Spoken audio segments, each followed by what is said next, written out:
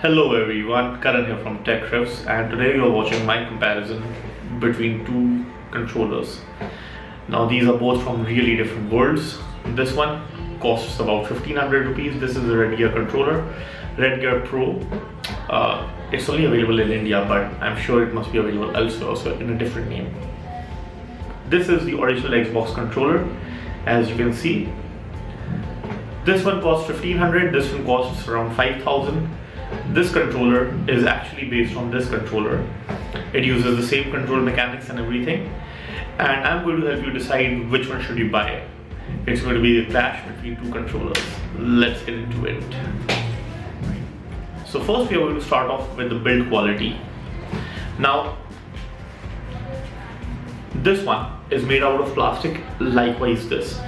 This feels like it's made out of really cheap plastic, like this is just hard plastic. And this is some beautiful textured plastic that you can see with nice textured edges over here. What is different and surprising is that you can see a little bit of rubber grip over here, which, you can see a little bit of a rubber grip here, which you don't get over here. So this is all plastic, but still I'll say that the build quality for this is way better than this. Coming to the next thing. Let's check out how these trigger buttons sound. Ideally, it should be soft, it should be tactile at the same time, and it should not make too much of sound. Let's see how it does in that department.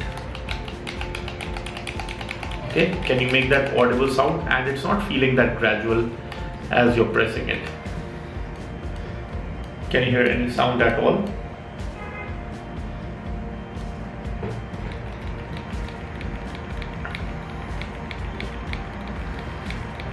Yeah. No sound. These thumb grips, as you can see over here,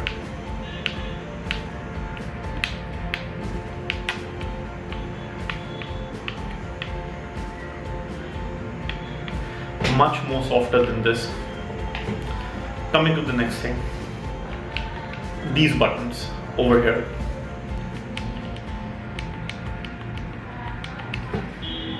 And over here.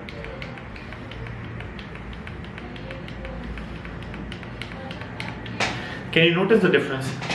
This makes a lot of noise while this doesn't. The reason being that this is made out of cheap plastic and cheap quality materials.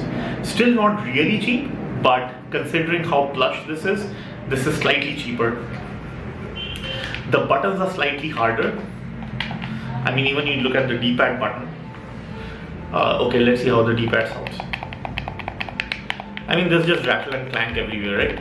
If you press one button, it presses the whole damn thing. So there's rattle and clank here. But if you look at this one,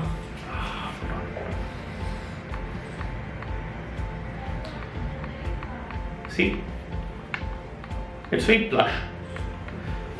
So that's the build quality there.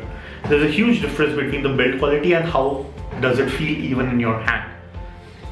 So when you're looking at how this feels in your hand and the ergonomic, you can say that they are literally built on the same way almost, except that this is slightly taller and this is slightly short, actually, because this is based on the original Xbox 360. So I want to correct myself there.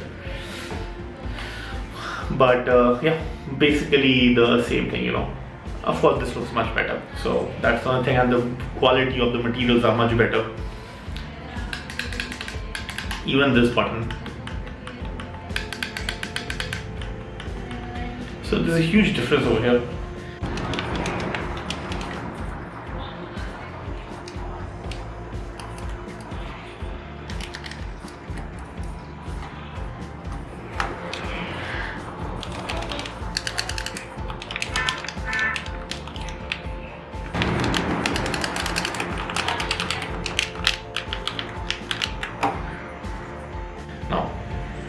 This is rechargeable. You can see these buttons over here, these lights over here, which I don't really like or appreciate that much. This one is completely battery operated. by two double Duracell batteries. So this feels slightly heavier than this, but it feels more reassuring, so that's a good thing. For this, you don't need any dongle. If you have a Bluetooth 4.0 or something above, it will directly pair with your Windows 10 laptop. You don't need to do anything else. It directly pairs. So that is a really good thing. And just press this button. Hold on, let me show you. You just need to press this button for some time and it instantly detects it and pairs it straight away. And it did with my laptop. So I use the Acer Predator Helios 300 and it pairs away directly. Alright, so this is how you connect your Xbox controller. There are no dongles anywhere. This dongle is for this Razer mouse that I have over here. So I just press this button over here. Sorry, I long press this and you should see the button here. This is connected now. To check whether it's connected or not, what you would do is you would just press this button over here and you can see the controllers have come up and you're being able to align everything. For this, you need to charge it because there's an inbuilt battery over here, and the battery is not the longest that I've seen. I haven't measured the full timing, but it's not the longest. So you have to charge this via a fiddly cable. This uses a micro USB to a USB Type A. So you charge it and all these lights will then glow blue. And then you need a dongle, actually a separate dongle with this comes, and you have to connect that to your laptop, and then that will act as a receiver for this. So again, not the most convenient way of connecting as per me. So even the turbo motor over here, so the feedback motor, haptic feedback is not that good, and as in the Xbox controller, but then that is to be expected. So the question comes is, should you be spending 5,000 extra? Should you be spending almost more than 3 times the value of that of the first controller? Well, if you don't have that much, then there is no question you shouldn't spend. Or if you're really having to scrounge everything and maybe give up a certain thing and trade. So if you're in that sort of a dilemma, then probably don't go for this. But anything besides that, if you have 5,000 to spare, if you have 4,000 to spare, and if you're thinking, should I go for something cheaper or should I go with this?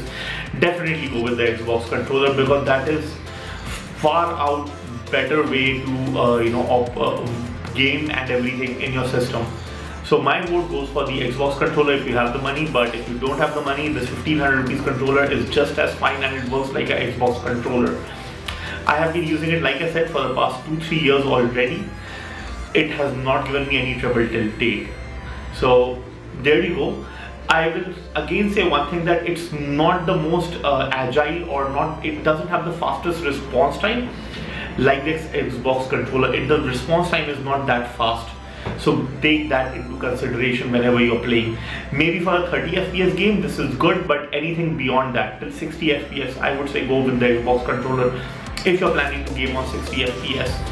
So that is my 2 cents. Let me know what you think in the comment section down below. Which one would you prefer? Which one would you buy? And thank you so much for watching this video, guys. See you in the next one.